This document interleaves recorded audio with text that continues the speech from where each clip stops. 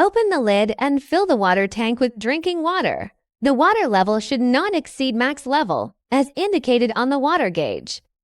Place the funnel securely into the funnel holder. Insert the permanent filter basket into the funnel. Add coffee powder into permanent filter.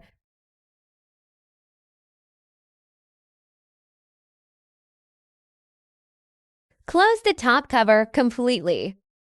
Place the carafe handle closed horizontally onto the warming plate.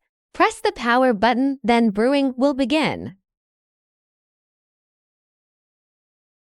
You can pause brewing anytime by on-off button. Press the on-off button again to resume brewing.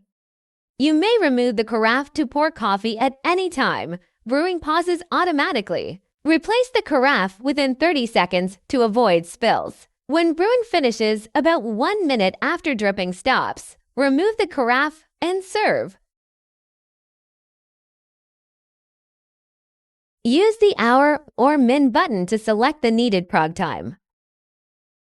Then press the prog button again to confirm the set time.